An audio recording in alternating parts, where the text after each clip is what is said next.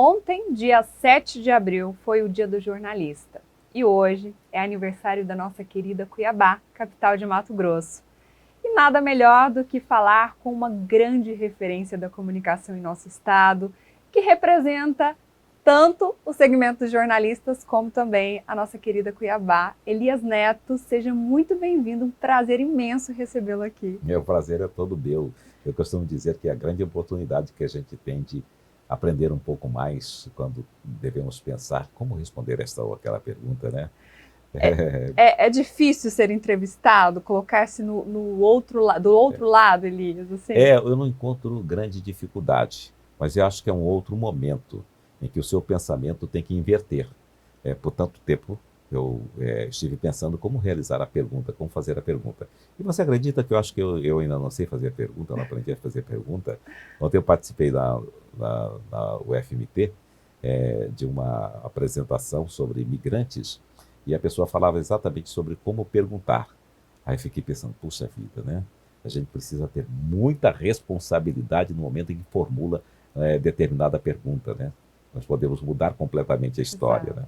com certeza. Elias, a gente está comemorando uma data, né, de lembrar da importância da nossa profissão, né, Dia do Jornalista, uma data muito importante. Você, uma grande referência, a voz de Mato Grosso, né, trabalhou por muitos e muitos anos na televisão também, passou pelo rádio, tem uma trajetória imensa, né, um grande jornalista experiente. E eu queria que você compartilhasse com a gente um pouquinho dessa história que você tem. Eu comecei do rádio em 1979. Comecei na Rádio Difusora de Cáceres. Eu gosto muito de dizer que eu não tive a oportunidade ou, por inexperiência, não disse aos meus pais que eles me incentivaram a ser um comunicador, porque desde 5 anos de idade eu já ouvia rádio ao lado deles. Nossa casa não tinha energia elétrica, então nós ouvíamos os programas noturnos. Quando acabava a luz do sol, ficava tudo escuro, a gente tinha a lamparina e um lampião, a querosene, e um rádio a pilha, um rádio enorme que a gente ouvia as grandes emissoras na cidade de Cáceres. E eu ficava encantado com aquela comunicação. Depois que eu percebi que foi a partir desse momento que nasceu a sementinha de querer ser um comunicador. E na adolescência, ainda mais. Quando a TV chegou em Cáceres, a TV Centro-América, eu já estava com quase 14 anos de idade, também me apaixonei pela TV e em 78 nasceu a Rádio Difusora de Cáceres, um prédio próprio e tudo isso, né? Foi um projeto muito interessante. E eu comecei a trabalhar lá em 1979. De lá para cá, eu vim embora para Cuiabá em 82, final de 81, porque eu acreditava que o campo lá já estava ficando um pouco pequeno. E, não que eu desprezei minha cidade, não, eu amo a minha cidade. Mas a gente precisa procurar algumas outras possibilidades também. E vim para a Rádio Cultura em 82, depois estive na antiga Vila Real em 83, 84 fui para a TV Brasil Oeste, Canal 8, lançamos lá o Mato Grosso Manchete, e em 84 fui embora para a TV Centro-América, fui contratado na TV Centro-América, já como editor, apresentador, né? Essa fase toda eu estava ou no vídeo ou no áudio, né? E onde fiquei até 2022. Foi uma longa experiência. Eu costumo dizer que hoje eu estou colhendo os frutos, mas também continuo aprendendo. Tanto que em 2008 eu lancei o livro do Rádio ao Telejornalismo, A Trajetória de um Aprendiz. E as pessoas perguntam, mas aprendiz? Sim, porque eu entendo que nós aprendemos a cada instante. Ai, que bacana, Elias. E você, mesmo não estando hoje, né, à frente de nenhum telejornal, você continua fazendo suas publicidades, né? Sim. É o rosto da comunicação, ainda é muita referência. As pessoas falam muito, o Elias Neto é minha referência. Quando eu vi o Elias na televisão, aquela voz marcante e credibilidade que você Sim. tem, né? Como você recebe esses comentários quando as pessoas falam com você sobre isso? Eu recebo esses comentários como uma grande responsabilidade que a gente tem, né? Quando você percebe que você deixou um pouco da sua marca e ela está por aí. Há poucos dias eu fui homenageado Acho que você foi, não me lembro. Na Câmara. Ah, foi na Câmara, né? Exatamente. Com um título muito importante, né? O Jorge Moreno e a vereadora, a Maísa Leão. Leão, disse publicamente que ela era garota e ouvia e assistia o meu Boa Noite na televisão. Ou seja, uma pessoa daquela envergadura ter essa referência, eu acho muito importante.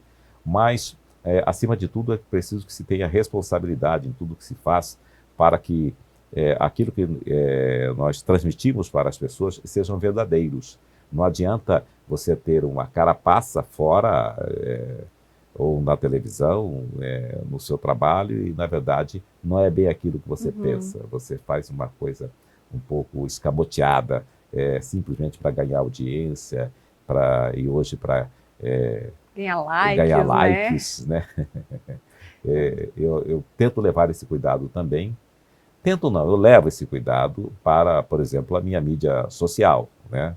Justamente para não ficar uma coisa maquiada, que eu acho terrível.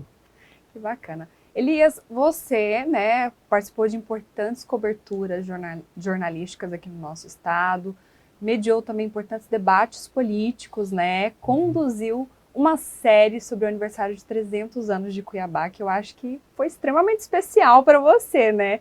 Eu queria que você compartilhasse um pouquinho com a gente essa experiência, como foi conduzir um material como esse. Você estava me dizendo aqui que foram 40 reportagens, né, sobre Cuiabá. Como você conseguiu encontrar tanto assunto, fazer de uma forma tão leve, tão clara e homenagear a nossa capital? O interessante, é interessante dizer que a equipe colaborou bastante, né? Nossa colega Emily, inclusive, que está aqui, que é a nossa produtora, sua produtora, participou de várias reportagens, produzindo várias reportagens. Agora, o que também ajudou e muito foi a minha vivência ao longo desses anos. Então, eu conheço muito bem a história recente de Cuiabá. É recente, que 40 anos que eu passei a conhecer, 40, 45 anos que eu passei a conhecer Cuiabá muito de perto, as suas entranhas, as suas realidades, seus personagens, seus tipos, os tipos populares de Cuiabá, como tem na música do Pescuma, né? Toda a cidade tem seu tipo, Cuiabá também os tem, uma cidade sem ela, vive cheia de ninguém, música com o Moisés Mendes Martins, composição do Moisés Mendes Martins. Então isso ajudou muito eu trabalhar numa escala das histórias, começando pelo Flor Ribeirinha. Flor Ribeirinha é um grupo que começou com a nossa raiz cultural, que é o Cururu e Siriri.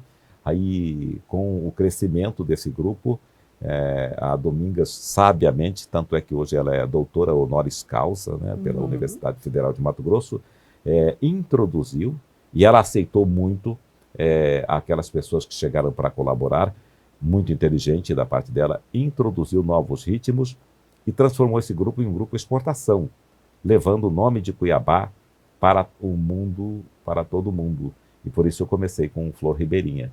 E depois caminhei por muitas histórias, como a Casa de Dom Aquino, por exemplo, a Casa de Bem, a primeira professora negra de Cuiabá, os problemas pelos quais ela passou, né?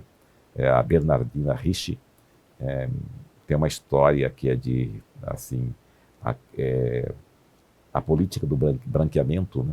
Ela participou de um concurso, e nesse concurso haviam só duas pessoas concorrendo, ela, negra, e uma professora branca. Para a professora branca, foi pedido um atestado médico.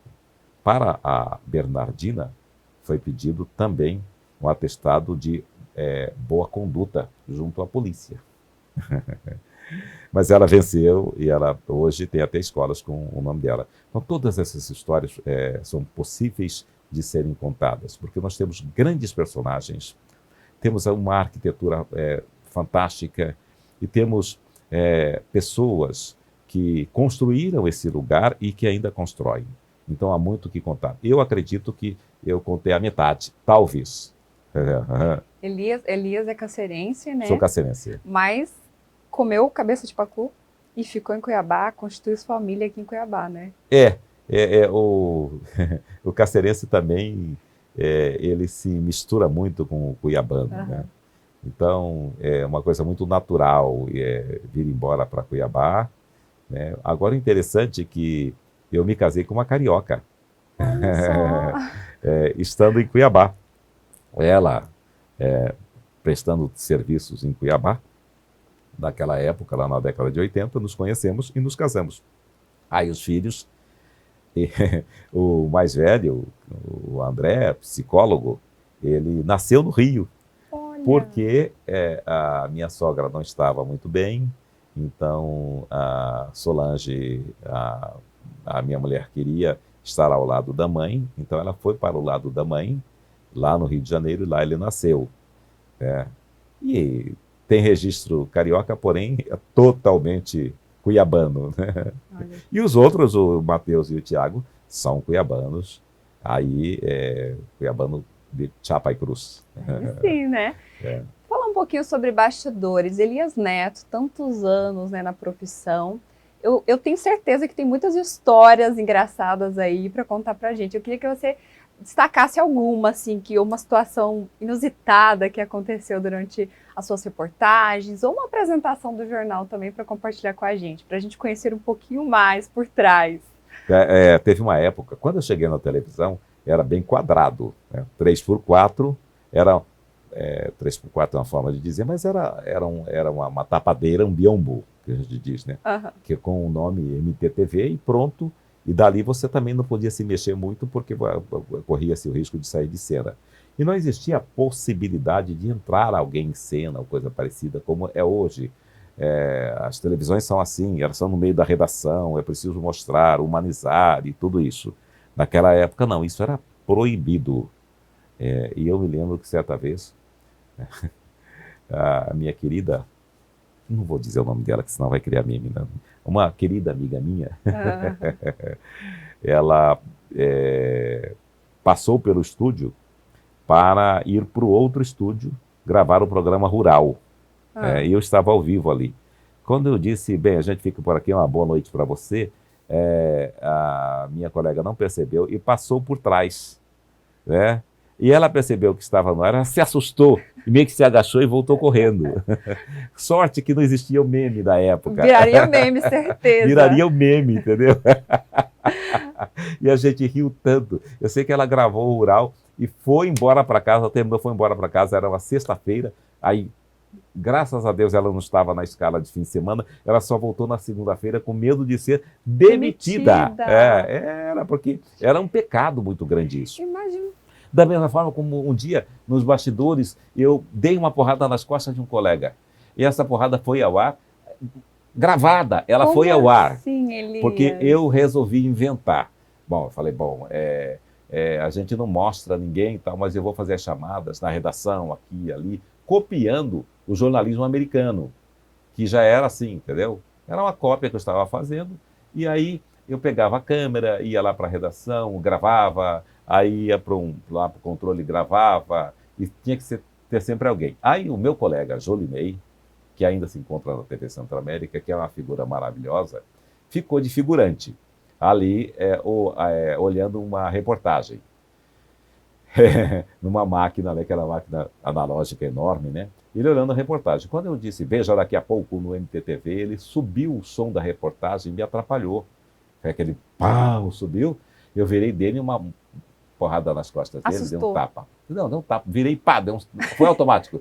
Pá, vim pá, deu um tapa nele. Sim. E voltei e gravei. Só que a fita era uma fita grande chamada Omatic. A fita, quando você colocava na máquina, ela retornava, ela fazia um movimento que locava, parece que dizia-se isso. Aí eu levei correndo para a coordenação, e o rapaz da coordenação, o técnico, ele não programou, naquela época já se programava, gravava e programava, que estava numa correria danada, que ele fazia um monte de coisa. Ele bateu o eject, tirou a fita ficou só colocada ali, no momento que deveria entrar a chamada, ele bateu na fita, recolheu a fita e deu play. Só que a fita voltou exatamente no ponto errado. Aí entrou Veja daqui a pouco no MTTV, pum, e eu pá! Meu Deus! Aí eu botei Veja daqui a pouco, cortou ela, 15 segundos só. Elias do céu! E depois, como Deu foi? um maior rolo, né? É. Começou, abriu-se uma investigação, né? De quem é a culpa. Aí eu fui assumir e disse, olha, aconteceu assim, assim, assim, assim, assim.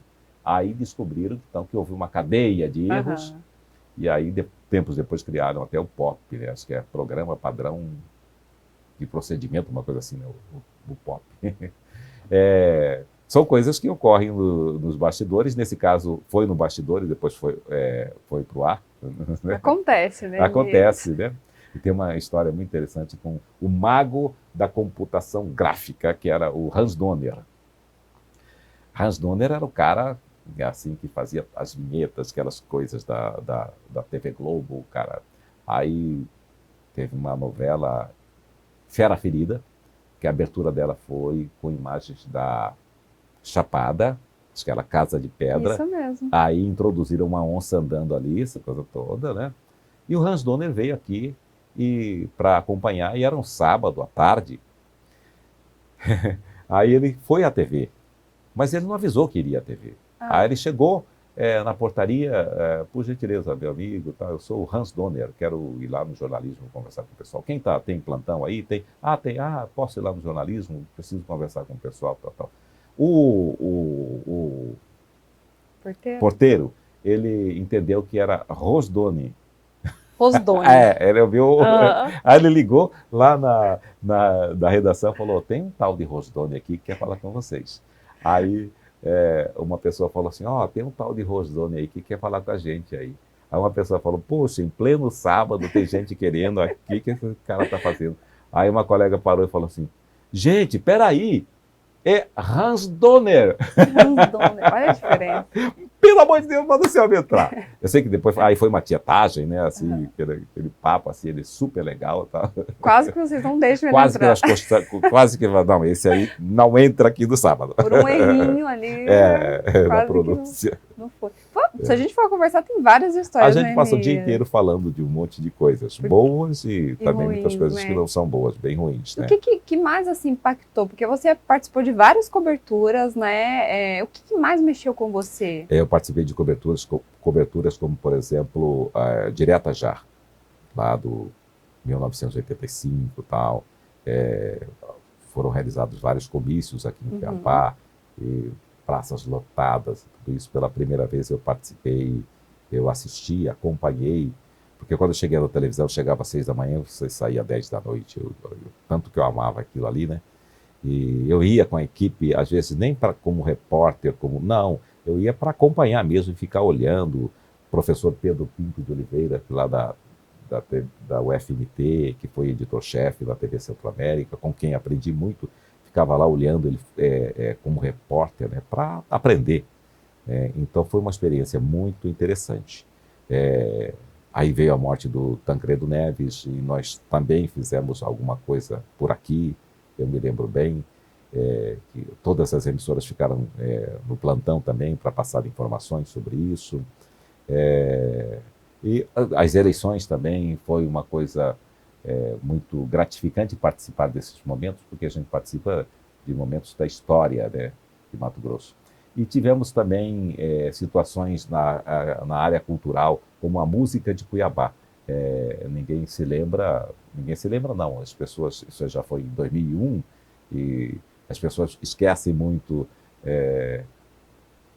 o que ocorre no dia a dia, ainda mais agora na super era digital, né?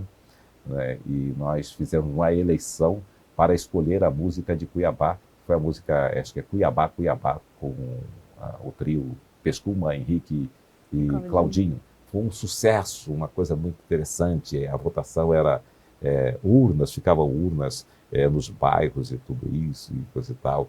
E eu participei tanto assim dos bastidores que nós íamos com o carro da televisão buscando as urnas, essa coisa toda. Depois houve a apuração, cobrimos a apuração. Foi uma coisa que mexeu muito com a cidade. Você né? tem um privilégio. E passei por uma fase que a gente, nós não éramos proibidos de apresentar debates na própria praça, no local onde você estava. Ah, sim. Então, a Rede Globo fazia um rodízio. Então, eu apresentei debate em Ponta Porã, Mato Grosso do Sul, debate em Tangará da Serra, em Corumbá, em Rondonópolis, em Sinop. E só o último debate da minha carreira na TV Centro-América, que aí já nós poderíamos apresentar, eu pedi que queria apresentar em Cuiabá, debate para governador, e eu apresentei esse debate para governador. Antes, porém, eu apresentei um lá em 85, com Dante de Oliveira. Olha. Eu apresentei um debate em outros moldes, mas foi muito legal, foi muito interessante. É interessante quando eu penso e olho a imagem daquele tempo e vejo a imagem de hoje, quanta evolução, né, quanta coisa, quanta aprendizagem em todo esse sistema aí. Então, é uma escola do mundo, uma escola do mundo corporativo, e que a gente tem que buscar isso aí, acho que é isso que estou buscando. Quando você tem essa informação com você, ela não pode ficar comigo, ela tem que ser passada para alguém, porque senão eu costumo dizer que eu posso me transformar em um livro na prateleira. O livro na prateleira, quantos compram um livro e deixam ele lá, nunca lê, nunca abre? Quer dizer, é uma informação em potencial, mas ela não se transforma em comunicação, né? Então, eu acho que eu tenho que passar isso adiante para as pessoas que estão chegando. Enfim, é por isso que depois que eu saí da TV Centro-América, eu já fazia isso anteriormente, mas passei a dar cursos de oratória e comunicação assertiva, aumentei também meu trabalho como mestre de cerimônia e tudo isso, porque é importante você estar presente em todos os meios. E vai se inovando também, né, Elias? Uma coisa que me marcou bastante, como eu falei das diretas já, né? De repente, em 2006, acontece a morte do Dante de Oliveira, o homem das diretas já, né? Isso me marcou bastante, que eu vi o Dante vereador, depois eu vi o Dante, eu não tenho partido político, não tenho nada, mas eu vejo o homem, né? Vereador, depois deputado, depois governador, ministro, coisa e tal, e a morte da pessoa. Todo um processo, entendeu? E aí a gente fica pensando assim, e quanto tempo durou o tempo a beça, né? Nossa, aí é preciso ficar muito com os pés no chão para não se sentir tão velho. Imagina, Elias. Falando agora sobre, a gente sabe que o jornalismo ele foi inovando com o tempo, né? A gente tem hoje a tecnologia ao nosso favor, as informações chegam muito mais rápido, numa velocidade assim imediata, até acabar atrapalhando um pouquinho também na apuração. A qualidade de imagem, a questão do digital, tudo foi mudando, inovando. Mas você, como um jornalista referência, né, do nosso estado, como você vê a mudança do jornalista? O que mudou do jornalista da época que você começou para o jornalista hoje? O que você percebe de diferença? Não há dúvida de que a grande mudança na área técnica foi quando nós saímos do analógico para o digital. Não estou falando de televisão, só televisão, televisão, rádio, jornal. Os jornais impressos, por exemplo, praticamente desapareceram, apenas algumas edições ainda que aparecem aí, né, no papel. Com relação à evolução do jornalista, do profissional da comunicação, eu percebo que ao longo do tempo ela foi evoluindo, ela foi crescendo, a nossa responsabilidade social foi melhorando, foi se adequando aos momentos. Nós percebemos que é importante ouvir todos os lados, ser equânime, né? Ser sincero e trazer o melhor jornalismo possível. Porém, nos últimos tempos, com o advento das novas tecnologias, a impressão que eu tenho é que todo mundo se sente jornalista. Sim. A pessoa, ele é o youtuber, ele é influencer, a palavra diz influencer. Você leva a influência, você é um influenciador, uma influenciadora. Mas qual foi a sua formação para se auto-intitular jornalista? E essas pessoas se dizem jornalista, mas elas ouvem somente um lado da história. Elas trazem muitas vezes aquilo que está no cognitivo dela, na cabeça dela, né? e joga na rede social e muitas das vezes trata-se de fake news, né? E isso é muito prejudicial para a nossa profissão, mas não só para a nossa profissão, para o desenvolvimento da sociedade. Exato. Porque as pessoas começam a achar que essas são as verdades, né? Não sou contra, eu uso a rede social, estou na rede social, mas eu acho que, de certa forma, falta essa responsabilidade social para muitos que fazem uso desse veículo, né? O jornalista, que é o nosso caso, que fomos formados para que sejamos contadores de histórias, mas ouvindo ambas as partes, nós temos essa visão. E quando nós estamos numa televisão, por exemplo, isso é regulado. Se eu entrevisto você e você fala sobre alguém e chama alguém disso ou daquilo, eu tenho que automaticamente ir buscar essa resposta, né? O que não ocorre do outro lado, não ocorre nas novas mídias, infelizmente, né? Elias, um pouquinho polêmica a minha pergunta agora. Aproveita nosso bate-papo, que está bem descontraído. Tem jornalista que às vezes você vê atuando e dá vontade de pegar na mão e falar, vem aqui, deixa eu te ensinar. Não é bem assim.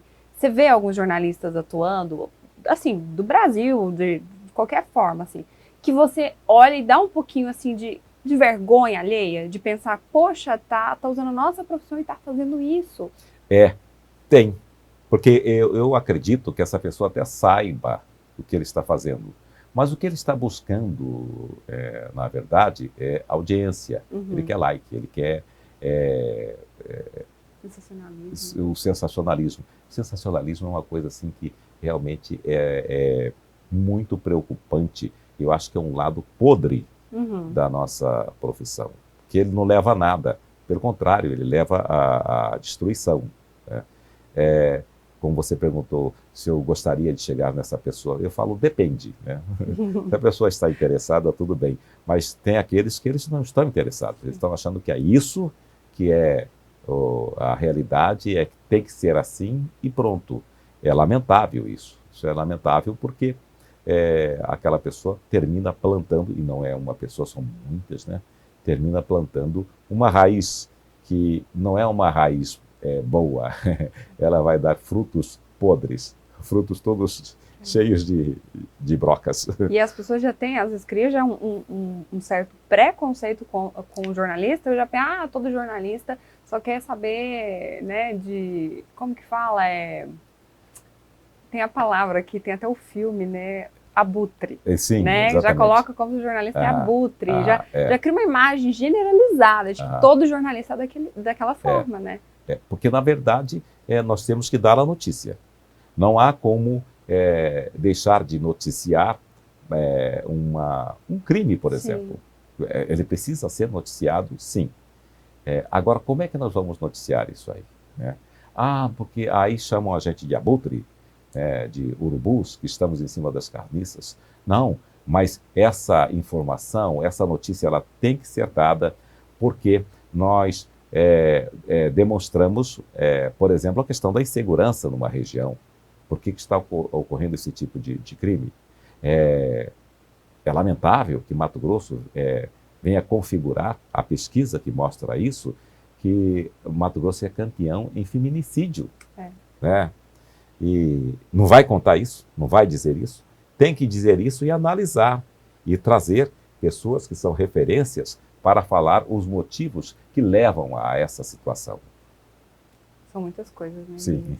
Olha, nosso papo tá maravilhoso aqui. Eu queria poder ficar o dia todo conversando aqui com você, porque você tem muitas histórias para compartilhar com a gente, uma experiência, uma credibilidade inquestionável. Você é um mestre da comunicação. Obrigado. Referência para mim e muitos jornalistas, né? Sim. E a gente deseja que você continue sendo sucesso por onde você passar. Obrigado. Porque você já é sucesso, Elias Neto é sucesso, né, gente? Sucesso é ser entrevistado por você.